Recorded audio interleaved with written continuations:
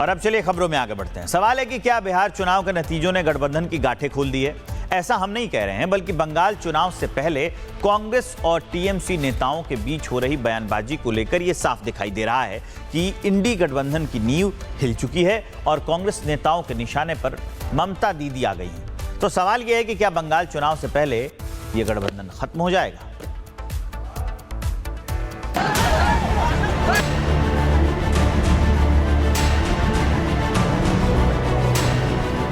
SIR की प्रक्रिया के बीच पश्चिम बंगाल से हैरान करने वाली तस्वीरें सामने आ रही हैं। बांग्लादेशी घुसपैठियों और रोहिंग्याओं के बीच भगदड़ मची है। बांग्लादेशी अपना सारा सामान कंधे पर लाद कर दबे पांव बांग्लादेश बॉर्डर की तरफ भागने की फिराक में है। वहीं न्यू टाउन की दूनी स्लम एरिया से भीषण आग लगने की तस्वीर सामने आई। बीजेपी का आरोप है कि ये आग ममता दीदी के कहने पर लगाई गई ताकि बांग्लादेशियों के सारे सबूत मिटा दिए जाएं। वहीं उत्तरी दिनाजपुर की पुलिस ने 4 बांग्लादेशियों को गिरफ्तार किया जो चोरी छिपे पश्चिम बंगाल में रह रहे थे। लेकिन इन सब के बीच कांग्रेस नेता अधीर रंजन चौधरी का एक बयान वायरल हो रहा है जिसने एसआईआर प्रक्रिया का विरोध कर रहे इंडी गठबंधन की नींव तक हिला दी है। मेरे पास ऐसा खबर है 35 से 40 लाखों फर्जी वोटर ममता बनर्जी बना के रखे हैं। जैसे कि यहाँ भंडार चलते हैं ना, लक्ष्मी भंडार, इधर उधर की भंडार लोगों को लुभाने के लिए, वोट डलवाने के लिए, वैसा ही फर्जी वोटर की भंडार भी दीदी के पास मौजूद है। अधीर रंजन चौधरी का यह बयान बीजेपी ने अपने एक्स हैंडल से पोस्ट किया है और राहुल गांधी पर हमला बोला है। बीजेपी ने अपने पोस्ट में लिखा, एसआईआर पर झूठ फैलाने वाले राहुल गांधी सुन लो, कांग्रेस ही कर रही है एसआईआर की मांग। कांग्रेस नेता अधीर रंजन चौधरी ने कहा, ममता बनर्जी के पास फर्जी वोटों का भंडार है। ममता दीदी 35 से 40 लाख फर्जी वोटर्स बनाकर रखी हैं। सुनिए राहुल गांधी और अपने इंडी गठबंधन के साथी से सवाल पूछिए। एसआईआर के तहत चुनाव आयोग ने पश्चिम बंगाल में ड्राफ्ट वोटर लिस्ट जारी कर दी है, जिसके तहत आयोग ने वोटर लिस्ट से 58 लाख नाम हटाए। 24 लाख से ज्यादा वोटरों को मृत पाया गया है। 12 लाख से ज्यादा वोटर पते पर नहीं मिले। 20 लाख मतदाता अपने पुराने निर्वाचन क्षेत्र लौटे।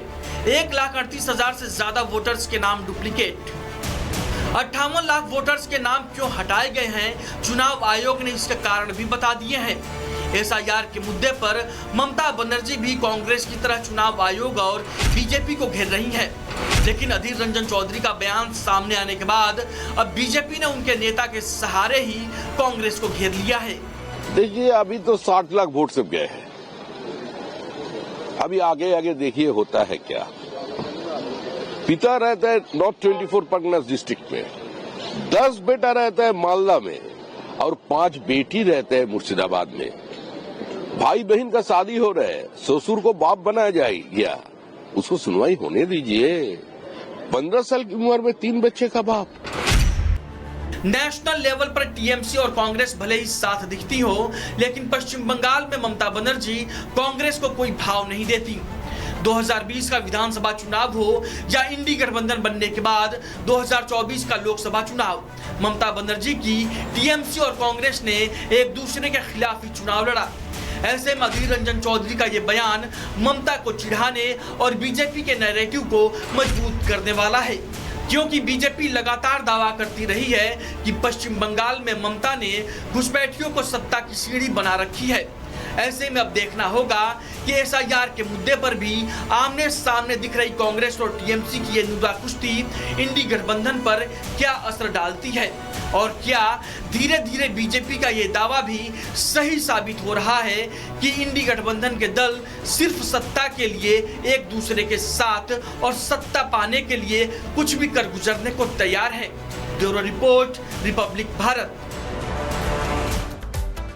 और अब चलिए खबरों में आगे बढ़ते हैं। सवाल है कि क्या बिहार चुनाव के नतीजों ने गठबंधन की गांठें खोल दी है? ऐसा हम नहीं कह रहे हैं, बल्कि बंगाल चुनाव से पहले कांग्रेस और टीएमसी नेताओं के बीच हो रही बयानबाजी को लेकर यह साफ दिखाई दे रहा है कि इंडी गठबंधन की नींव हिल चुकी है और कांग्रेस नेताओं के निशाने पर ममता दीदी आ गई हैं। तो सवाल यह है कि क्या बंगाल चुनाव से पहले यह गठबंधन खत्म हो जाएगा?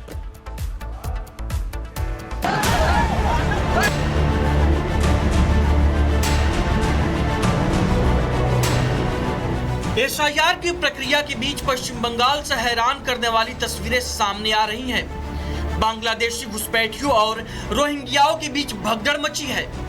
बांग्लादेशी अपना सारा सामान कंधे पर लाद कर दबे पांव बांग्लादेश बॉर्डर की तरफ भागने की फिराक में है।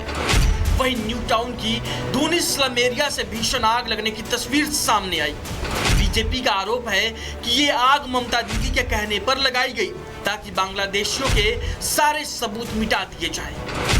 वहीं उत्तरी दिनाजपुर की पुलिस ने 4 बांग्लादेशियों को गिरफ्तार किया जो चोरी छिपे पश्चिम बंगाल में रह रहे थे। लेकिन इन सब के बीच कांग्रेस नेता अधीर रंजन चौधरी का एक बयान वायरल हो रहा है जिसने एसआईआर प्रक्रिया का विरोध कर रहे इंडी गठबंधन की नींव तक हिला दी है। मेरे पास ऐसा खबर है 35 से 40 लाखों फर्जी वोटर ममता बनर्जी बना के रखे हैं। जैसे कि यहाँ भंडार चलते हैं ना, लक्ष्मी भंडार, इधर उधर की भंडार लोगों को लुभाने के लिए, वोट डलवाने के लिए, वैसा ही फर्जी वोटर की भंडार भी दीदी के पास मौजूद है। अधीर रंजन चौधरी का यह बयान बीजेपी ने अपने एक्स हैंडल से पोस्ट किया है और राहुल गांधी पर हमला बोला है। बीजेपी ने अपने पोस्ट में लिखा, एसआईआर पर झूठ फैलाने वाले राहुल गांधी सुन लो, कांग्रेस ही कर रही है एसआईआर की मांग। कांग्रेस नेता अधीर रंजन चौधरी ने कहा, ममता बनर्जी के पास फर्जी वोटों का भंडार है। ममता दीदी 35 से 40 लाख फर्जी वोटर्स बनाकर रखी हैं। सुनिए राहुल गांधी और अपने इंडी गठबंधन के साथी से सवाल पूछिए। एसआईआर के तहत चुनाव आयोग ने पश्चिम बंगाल में ड्राफ्ट वोटर लिस्ट जारी कर दी है, जिसके तहत आयोग ने वोटर लिस्ट से 58 लाख नाम हटाए। 24 लाख से ज्यादा वोटरों को मृत पाया गया है। 12 लाख से ज्यादा वोटर पते पर नहीं मिले। 20 लाख मतदाता अपने पुराने निर्वाचन क्षेत्र लौटे। 1,38,000 से ज्यादा वोटर्स के नाम डुप्लीकेट। 58 लाख वोटर्स के नाम क्यों हटाए गए हैं, चुनाव आयोग ने इसके कारण भी बता दिए हैं। एसआईआर के मुद्दे पर ममता बनर्जी भी कांग्रेस की तरह चुनाव आयोग और बीजेपी को घेर रही हैं। लेकिन अधीर रंजन चौधरी का बयान सामने आने के बाद अब बीजेपी ने उनके नेता के सहारे ही कांग्रेस को घेर लिया है। देखिए, अभी तो 60 लाख वोट सिर्फ गए हैं। अभी आगे आगे देखिए होता है क्या। पिता रहता है नॉर्थ 24 परगनास डिस्ट्रिक्ट में, 10 बेटा रहता है मालदा में और 5 बेटी रहते हैं मुर्शिदाबाद में।